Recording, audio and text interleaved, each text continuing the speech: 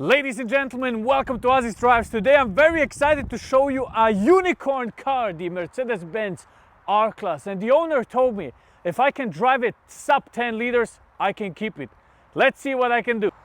The Mercedes-Benz R-Klasse was originally presented in 2005 and built up until 2017. And why do I call this a unicorn? Because there were so few of them sold that nobody actually knows about it. And this crossover of a minivan and an SUV has its own name. It's called the MPV, like a MVP, right? Just MPV, multi-purpose vehicle. Look at the size of that thing, 5 meters and 20 in length. And I mean, it is truly an old school Benz. Look, everything, the whole design language screams old school Benz. But why did they hate it? Well, basically back then nobody knew what to do with it. Today, I feel like all of those new electric cars are crossover SUV minivans, like the Santa Fe and stuff like that. You know, they all look kind of the similar size, right? They look similar. They have all this long part in the back, a lot of seats, which this car actually has. I mean, when we open it up, you'll find that this thing is actually so luxurious, beautiful leather. Everywhere the eye looks, it's phenomenal, in all honesty. And it's so spacious. And yes, you see that right. You even have a third row for 7 seats. This is a 7-seater luxury minivan. Of course, infotainment system with the screens in the back. I mean, you know, it's funny to me that all of those people hated it. Look at that privacy curtain, very cool, right? But today, you would wish that Mercedes would build something like that. Look at that, built for 15 years. Massive boot, it's insane. I mean, we're talking here about a minivan with something very special underneath the bonnet. And it's this 5.5 liter naturally aspirated V8. Imagine coming to a car meet with this thing and straight piping it. This has 388 horsepower and 530 newton meters of torque, able to accelerate from 0 to 100 in 6.1 seconds, and it will top out at around 250 kph. This one is all-wheel drive and very heavy, 2.5 tons, right? But hey, I can't be mad at something like that. We're talking about a minivan SUV crossover with a V8. In all honesty, I love it. Let's take it for the spin. Let's start it up. Ooh, V8, baby. I can't be mad about this. I can't be mad about it, I'm telling you. And it looks nice. Look at that. This is basically a German-American car, right? AMG seats. It reminds me of the E-Class seat. Very, very funny. What is this R500 like to drive on the first meters? Well, in all honesty, friends, it feels very comfortable. It's such a comfortable car. It's literally like a house on wheels. Look at that. Couch seats here, very nice. Beautiful big panel here to rest my arm. The seats feel phenomenal. It reminds me, like I told you, of the E-Class seat, which is one of the best seats I've ever been in. It's beautiful to sit in. And then obviously we have this massive V8. I opened the rear window mirror. What am I talking? The rear windows, but I meant to open the front windows. Let's just have a quick listen to this. Put it in sports mode. It has a sports mode. A sports mode. Why? Okay, quick pull.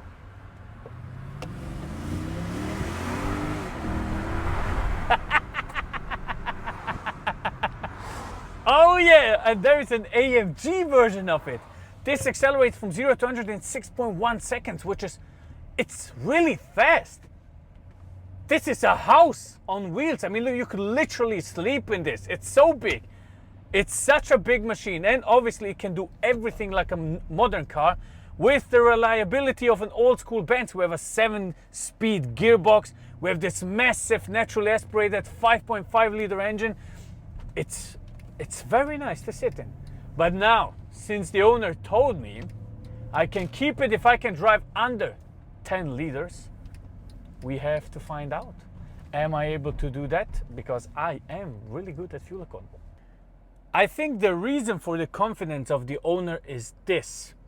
28,000 kilometers, 15 liters as an average, right? So I have to find out whether this is true. Now we have one problem.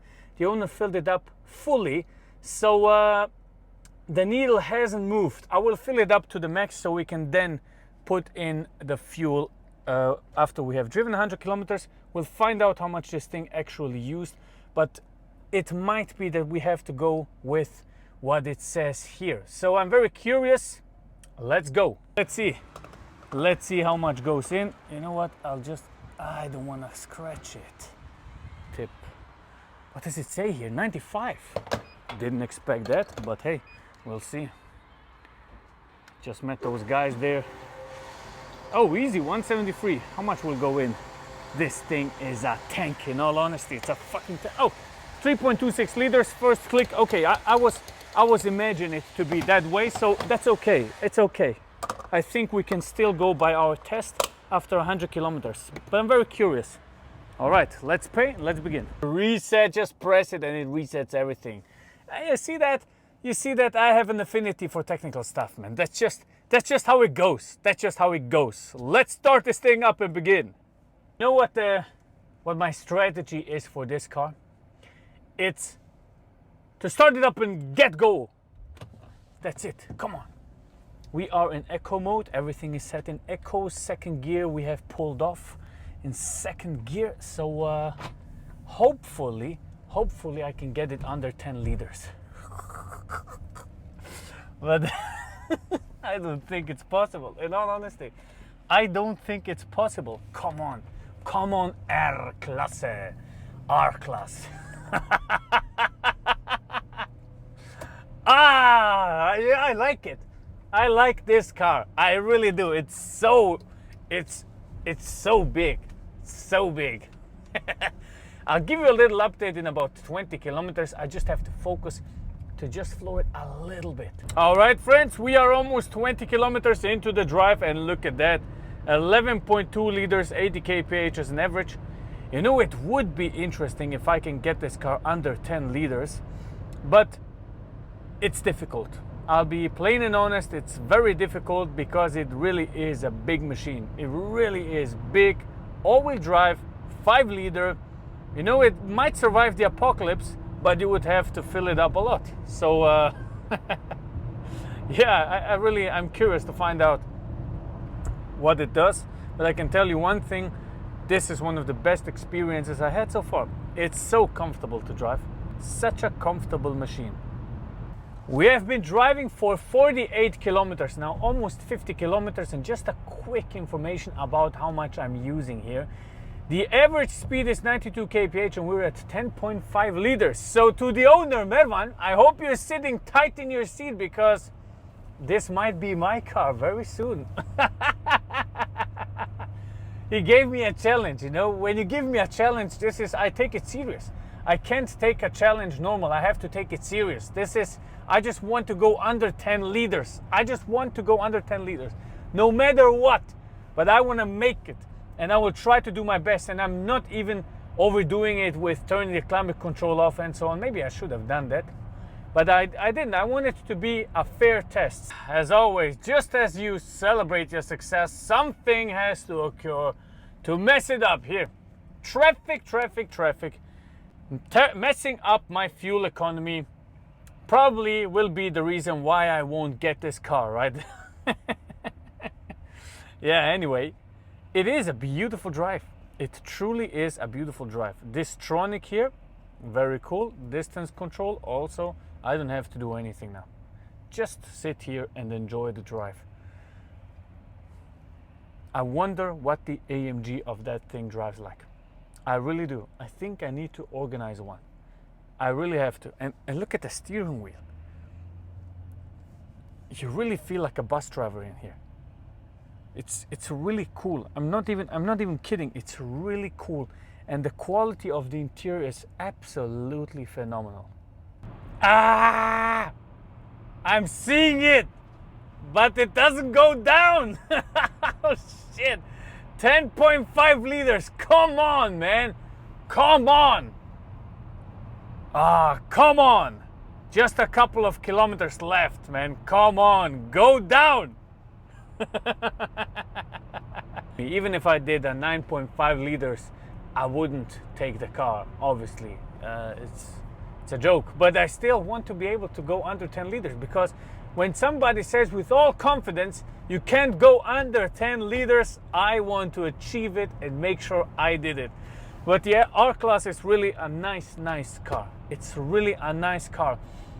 You know, I never really understood why people hated it. In all honesty, I couldn't understand it, because it doesn't look very nice, right? It's not the most beautiful looking car. But I just figured, you know, might as well just drive a Mercedes instead of one of those multivans. Might as well just drive a Mercedes. Might as well feel like a boss with your leather seats and a couch feeling, then drive one of those, I don't know, Renault Scenics, right? Very beautiful. And this is a complete unicorn. You can't find those cars anymore.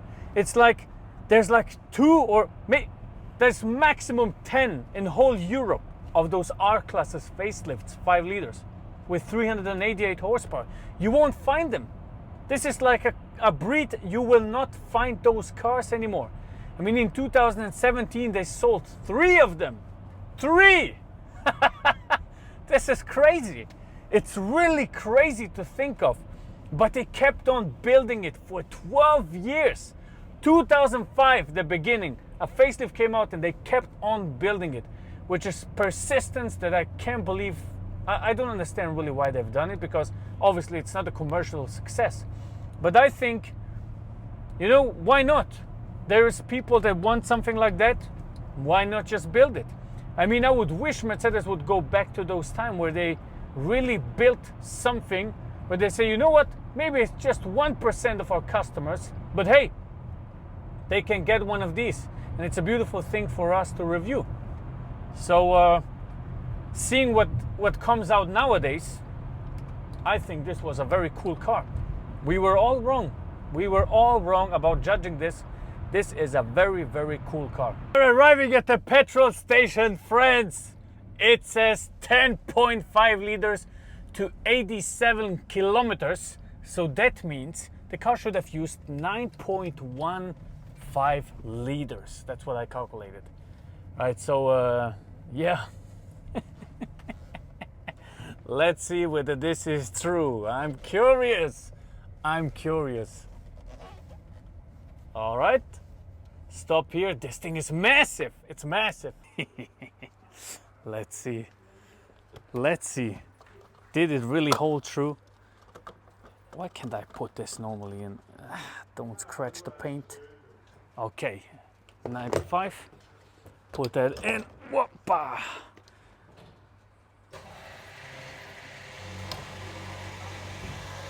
Come on, please don't do that to me.